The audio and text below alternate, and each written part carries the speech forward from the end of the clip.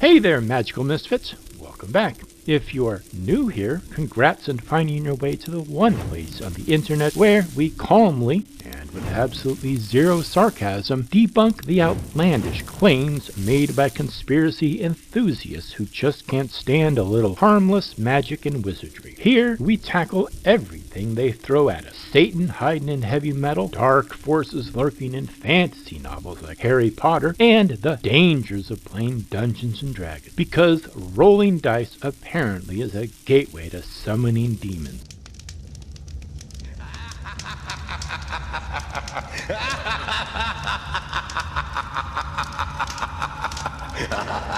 In today's video, we will be talking about, yes, that's right, Aqua Tofana, the original liquid death, a conspiracy theory around devil worship by those poor, weak, and sexually immoral women of the 17th century developed. The translation of witch from the Hebrew keshaph to the Greek pharmakeia, to mean a sorcerer or poisoner, formed the basis for this. Witches went from stealing men's willies to poisoning them with their potions. The concept of a disgruntled wife poisoning her husband was the favorite fan fiction of the 17th century France. However, I have my doubts. Many court records survive to today, as well as the confessions of those accused of poisoning. However, I like to remind myself that those widows were not assumed innocent until proven guilty, and many of the confessions were given under torture. I don't really have enough evidence to claim these women were 100% innocent of their crimes. They may well have poisoned their husbands to terminate a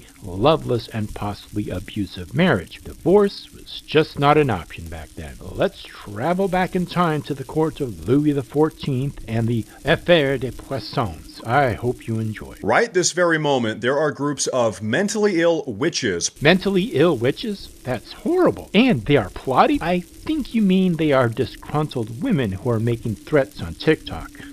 I'm telling you, TikTok is the mind poison of the 21st century. Plotting the downfall of men that voted for Donald Trump. And no, I'm not kidding. You see, right now on the internet, they are sharing instructions on how to make a potion called Aqua Tofana. I agree with you. These women should not be making these death threats online. They should instead be organizing their communities to plot civil disobedience as outlined in our First Amendment, perform peaceful and lawful forms of protest. Which is a 17th century concoction used by Italian witches to poison men. Although we have an idea of what this potion was allegedly made of, lead, arsenic, and belladonna, for example, to the best of my knowledge, even though there were many trials of these alleged poisoners, not a single recipe for this Aqua Tofana exists today. Which seems odd. One would assume the very first thing court records would acquire would be how these concoctions were made, further pushing me into the camp that many of these trials were,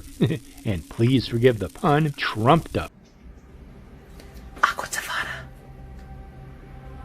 Am I right? Aqua Tofana. If you know, you know. Aqua Tofana. Aqua Tofana. Shh. Aqua Tofana. Hearing them whisper Aqua Tofana reminds me of a parody video I came across. This comedy sketch is from over a year ago. The video obviously was made as a joke and may have started at this trend, and others began to take it seriously. You don't think this lady was being serious, do you? Are you tired of this?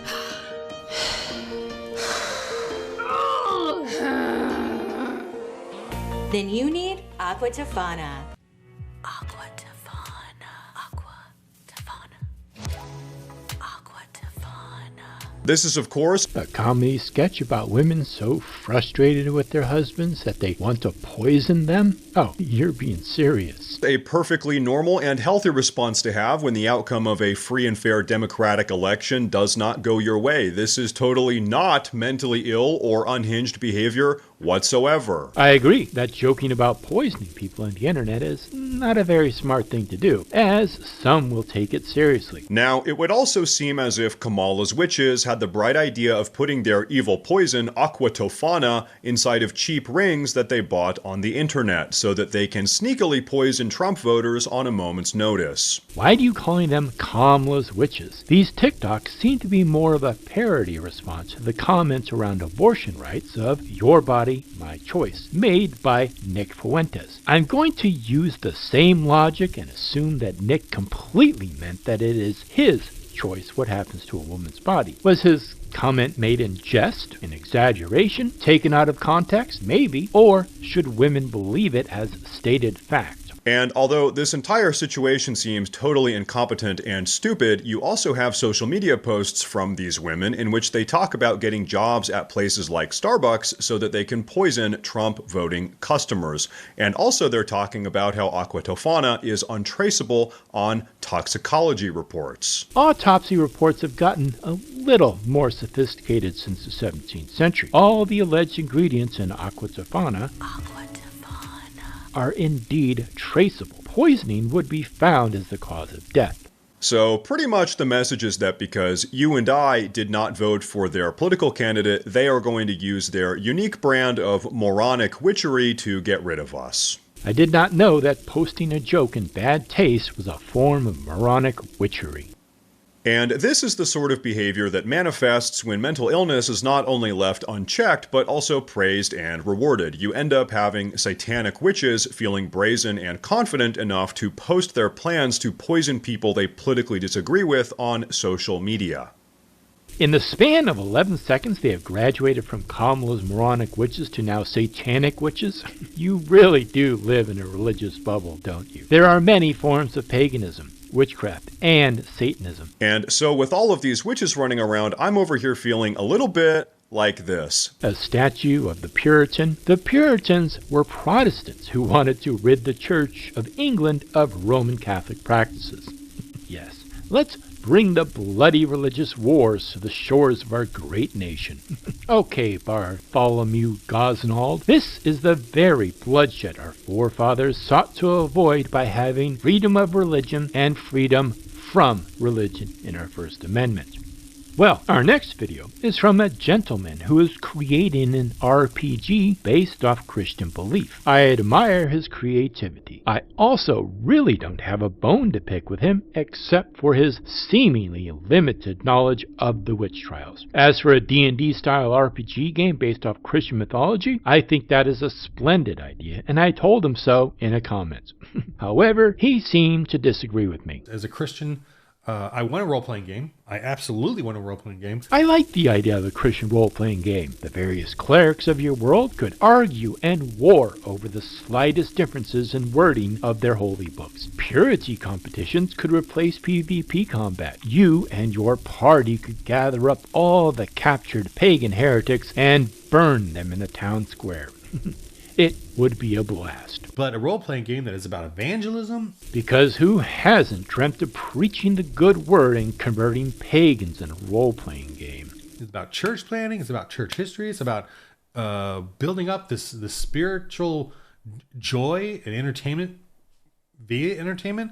Sure, I'm giving you a hard time about this, but mostly I'm just being playful. I think everyone should be allowed to play whatever RPG they want, just as I believe everyone should be allowed to marry whoever they love, regardless of sexual orientation, have whatever surgery they need without interference from the state. I want them to be endowed with certain unalienable rights. Among these, life, liberty, and the pursuit of happiness.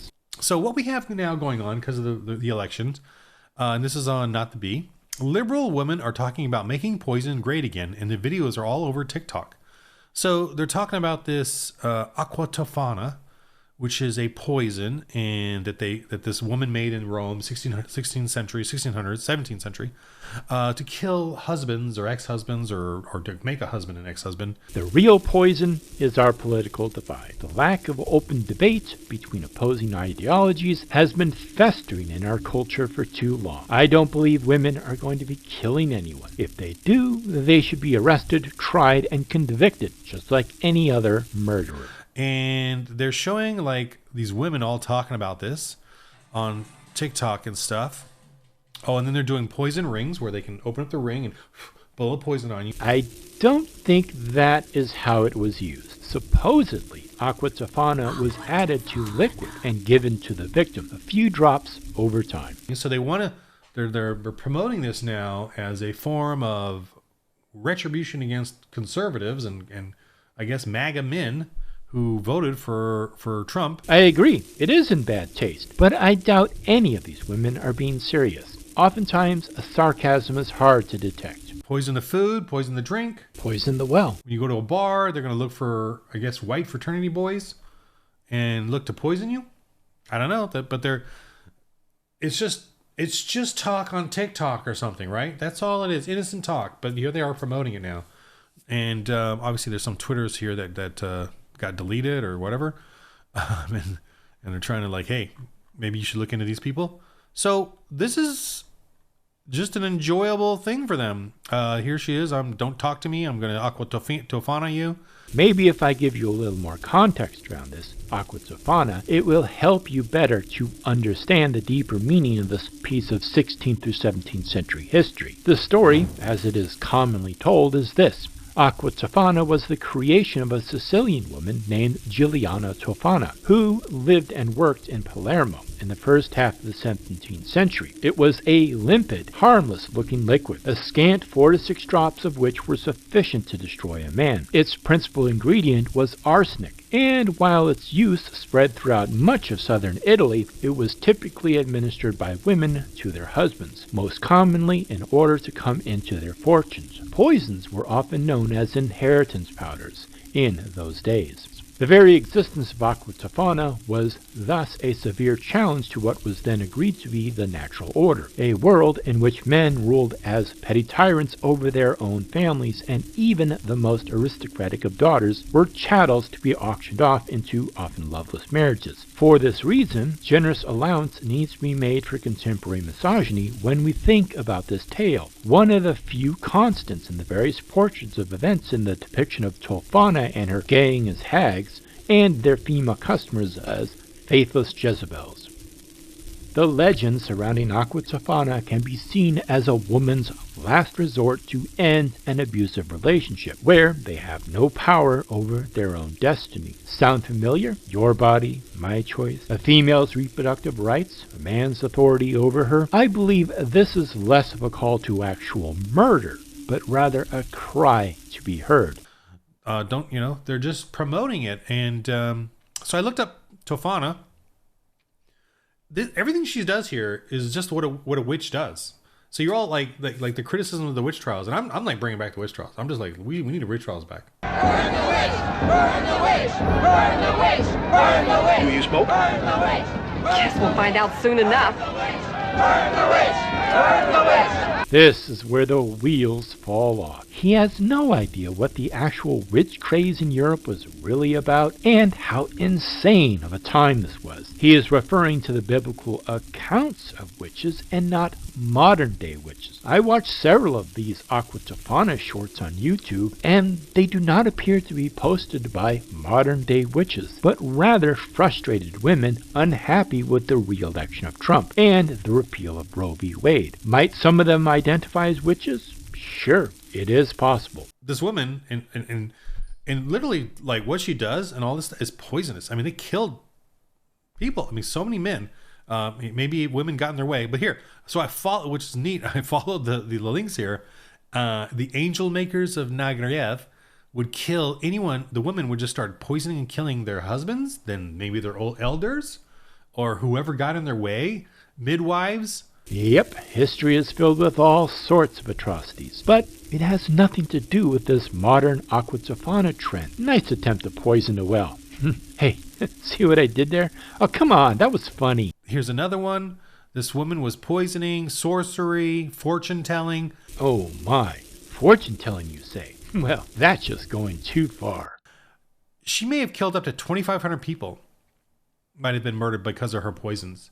That's literally a third of the entire witch trial executions. So one woman, one witch, may have killed up to 2,500 people. She may have, or she may not have killed that many. The wiki page you cited references as its source The Human Predator by Ramsland Catherine, 2005, the Berkeley Publishing Group, New York City. That book reads from 1,000 to 2,500 victims. A more conservative number claims hundreds. Some parts of the wise woman's businesses were indeed perfectly legitimate. La Boisson, who went to her death at the stake, suspected of dozens, if not hundreds of murders, acquired many of her clients via a sideline as a maker of cosmetics. She issued receipts and was sufficiently businesslike to require even clients who come to her for dangerous magic to give her written promises that they would settle her bills upon the successful completion of whatever murky task they had assigned to her. Spara and Tofana likely did much the same. Again, these are based off court records, and these records reflected the justification for torture and her execution. Although records say she was not formally tortured, but tortured enough to get a confession. You see, she suffered a lighter version of torture. Torture light, if you will. An estimated 40,000 to 60,000 people were executed for witchcraft in Europe between the Common Era of 1400 through 1775. She was accused of killing less than 0.06% of the low-end estimated numbers of people executed for witchcraft in Europe. Because of her poisons, and the whole witch trials was about 8 to 10,000 over 300 years. You like Wikipedia so much, just pull it up, and you will see an estimated 40,000 to 60,000 people were executed over about 350 years. Where did you get 8,000 to 10,000 people? The majority of those alleged witches were not accused of poisoning anyone. Maybe, and they were all done through trials, documented trials. Documented trials. Very few documents from the European witch trials actually survive. Most scholars agree that the vast majority of those accused of witchcraft were innocent Christians, wrongfully accused of being in league with the devil, killing babies, drinking their blood, and causing men's willies to fall off. Even some cats were put on trial. This witch, though, probably killed 2,500 within the few 10, 20 years that she did this. And got away with it, or I don't know. I think she eventually got caught. Got away with it? She was tortured. Well, lightly tortured. And then burned alive at the stake. Fortune telling? I like how you are shocked by the fact that she was accused of fortune telling and poisoning people, as if those two things are somehow equal. A witch.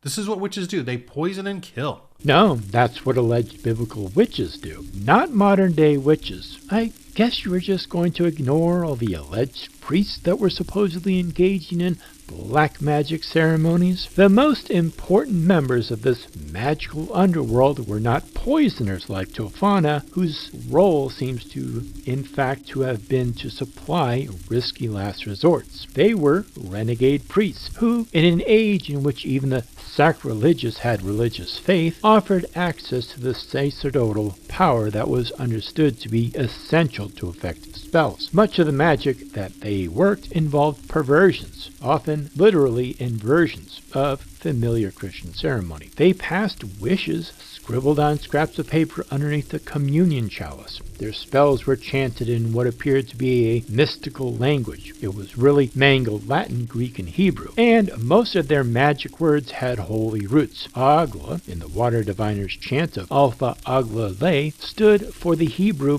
Ata Gibor Leolam Odane, or Thou art mighty forever, Lord. It took a consecrated priest, not a wise woman or a self-proclaimed magician, to infuse good luck charms that promised a lifespan of 166 years with what was believed to be real religious power, to summon demons, or to celebrate a black amatory mass using a naked girl's stomach as an altar. Just ignore that bit of history and focus on the cosmetic girls selling belladonna as a beauty aid. The species name belladonna is Italian for beautiful woman. This name may be in reference to a tonic made from the nightshade's berries that women would powder on their skin to create a blush-like appearance. However, more likely, it is in reference to the Venetian women of the Renaissance who used eye drops made from the berry's juice that would dilate the pupil, giving off a seductive and striking appearance. These women would probably not be keen to learn that these berries are also known as sorcerer's berries, devil's berries, or murderer's berries. Abortion provider. Your God does not have a monopoly on abortion, rather than just drowning them in a global flood. Abortions will still occur. Whether they will be done safely by a trained professional or through non-professional means is the real question. So she killed babies for profit as a midwife. Wealthy members of the aristocracy. She had a network of abortion providers. So it was a business for her. She claimed that fetuses who had been aborted late in the pregnancy were burned in a furnace in her garden house. So, professional sorcery. So this is paganism. This is witches, and we're all like, now they're just... Buddy, that ain't paganism. That's Christianity. That's outlawed sorcery, demonology, pharmakeia, and alleged devil worship. Worship of the old Gallic, Roman, and Greek gods had long been abandoned. Paganism was outlawed in Europe about 1,300 years prior, around the 4th century of the Common Era. Oh, here's another one here. Sorry, let me go ahead and do another one here. She poisoned a bunch of people. Here, oh man. I mean, these are just interesting stories, and yet we're not going to have this, right, in media. We're going to have how the witch trials were, the Salem witch trials and the witch trials, and the Christians in the church were horrible. What are you talking about? Nobody in the media is talking about the witch trials. On social media, people are watching these videos and looking up Aqua Tofana, probably going only as deep as you are and getting all their information on Wikipedia. Yeah, the witch trials were horrible, and so was alleged poisoners in and around the court of Louis XIV and the affairs of the poisoners. They were both horrible and caused many deaths and torture of people. But nothing about the witches and what they did. They actually did. I mean, like I said, I found one woman who killed almost a third of what the witch trials probably Inquisition trial. And remember, the vast majority of witches were actually freed, let go. They weren't even executed because there was like hundreds of thousands of trials. Well, except for those nearly 60,000 people that were executed, and all those who were tortured into confession, but also had to accuse others. You couldn't be a witch alone, and I am unaware of court documents stating that they released a large number of accused witches.